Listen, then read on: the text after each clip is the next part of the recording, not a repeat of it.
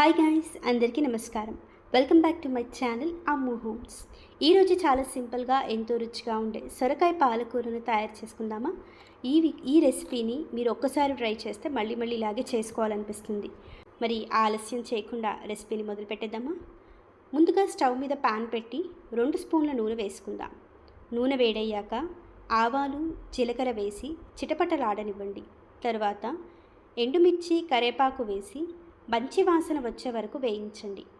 ఇప్పుడు సన్నగా తరిగిన ఉల్లిపాయలు వేసి లైట్ గోల్డెన్ కలర్ వచ్చే వరకు వేయించండి. ఉల్లిపాయలు బాగా వేగితే కూర రుచి కూడా ఇంకా బాగుంటుంది. ఇలా వేగిన తర్వాత కట్ చేసిన సొరకాయ ముక్కలు వేసుకుందాం. సొరకాయలో నీరు ఎక్కువగా ఉంటుంది కాబట్టి ప్రత్యేకంగా ఎక్కువ నీరు పోయాల్సిన అవసరం అనేది ఉండదు. సొరకాయ ముక్కలు ఉడకడానికి 2-3 నిమిషాల పాటు మూత పెట్టుకుందాం. ఇలా 3 నిమిషాల తర్వాత ఒకసారి కలుపుకొని చిటికెడు పసుపు, తగినంత ఉప్పు వేసుకొని బాగా కలపండి.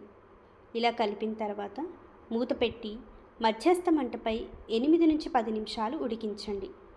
మధ్యలో ఒకసారి కలుపుతూ ఉంటే అడుగంటుకోదు. చూస్తున్నారు కదా, ఈ విధంగా మధ్యలో కలుపుకుంటూ సొరకాయ ముక్కల్ని ఉడకనివ్వాలి. సొరకాయ మెత్తగా ఉడికిన తర్వాత కొద్దిగా కారం వేసి బాగా కలపండి. ఇలా కలుపుకున్న తర్వాత కొద్దిగా కొబ్బరి పొడి వేసి 2 నిమిషాలు అలాగే ఉడికించండి. అప్పుడు మసాలా అనేది బాగా పడుతుంది.